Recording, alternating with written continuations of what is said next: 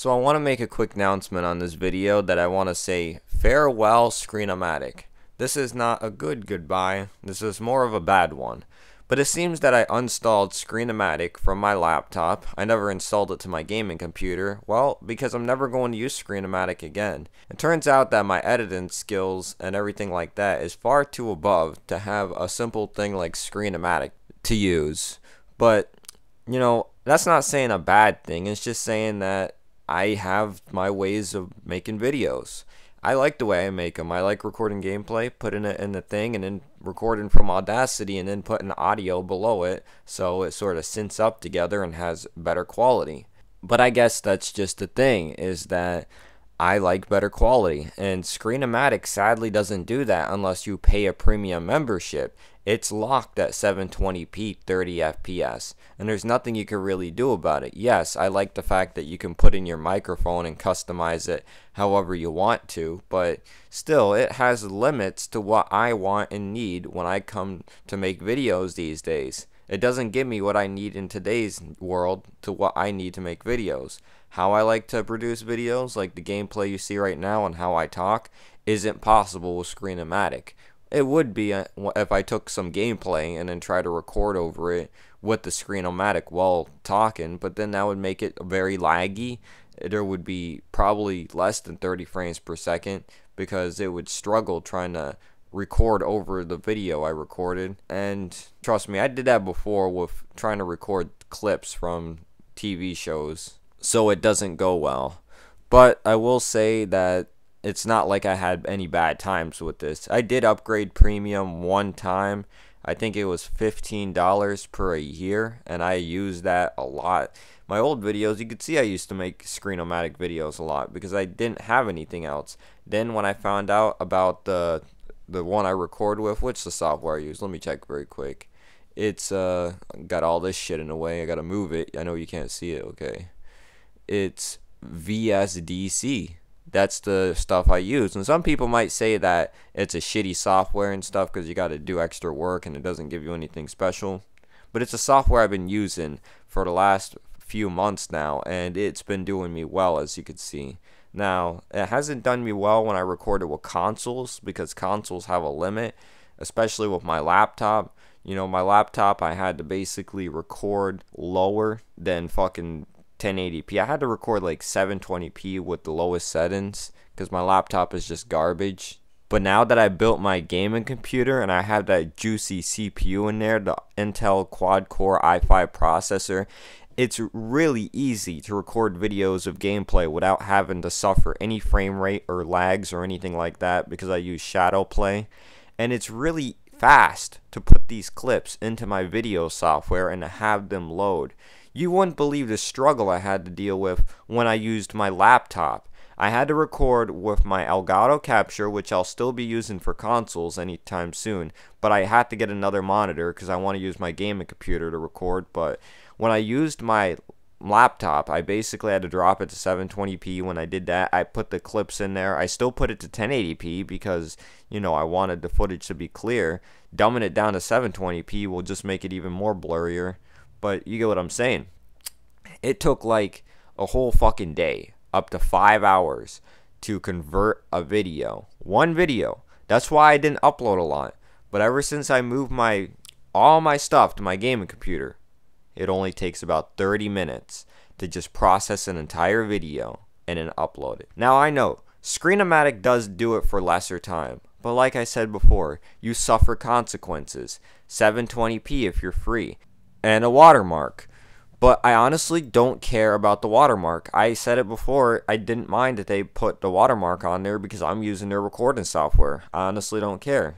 Plus, I'd probably never forget the software I used at the time when I was a noob at recording. I wouldn't forget the software I used to record my videos, so if I had to have a new laptop, because laptops break frequently, I would be able to just re-download the software and record again. And the days were so simple when I used to record my older videos back in 2011, 2012, not 2011, my bad, 2013, 2014, days like that. maybe 2012, I'm not sure. When I used to record in those days, I used to use the internal mic inside the laptop. Then there came a time where I said, you know what, fuck it. I need to basically get my microphone. I saw a $40 microphone at Walmart. It was called the Audio 88.7 or something like that. It was a Playtronics one. Not Playtronics. Plantronics. Playtronics is the people that are making the ukulele game. But Plantronics, they're like a company that makes stuff.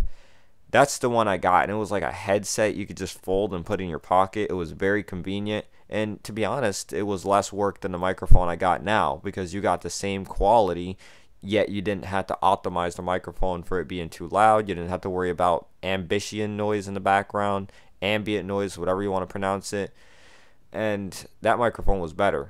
But I got that microphone I used to record. It just broke this year, and but before that, I used to use that microphone all those years. There was one point where when I started to record gameplay, which was Grand Theft Auto on my PS4, and I had to use Play, like, what's it called? PlayStation Chair or whatever, the one that helps you record on the PlayStation. I used to use that to record. So I no longer use Screen-O-Matic to record anymore because I had PlayStation Share. And even though I used a crappy mic on my Skull Candy that didn't sound as good, I was still satisfied in the way I was recording things and doing things. Yeah, the PlayStation Share had the worst quality I've ever seen. The backgrounds of a game would be blurry and fuzzy or grindy, but it was a start for what I wanted to do. And then I got an Elgato. Now, since my computer was weak, I didn't have it that much better. You know, the background looked way nicer and everything else, but since I wasn't able to run the capture card at 1080p, it still looked no different almost compared to the PlayStation Share. Yes, it looked clearer, it looked crisper, but it didn't have that sort of wow detail in it as you normally would. Now that I got a gaming computer that's strong, I could bump the whole capture card up to 1080p and record flawlessly. But the problem with that is the capture card is 30 frames per second. And I don't really need 30 frames per second unless I'm recording a console game, which, like I said before, I need another monitor so I can have my computer running and I can see the applications on my monitor from the computer while I plug the other one in. That way I'd be able to see the monitor that the computer is recording and the monitor that is playing the game. You get what I'm saying? So that's why I would rather record with two monitors, because it'd be easier to see.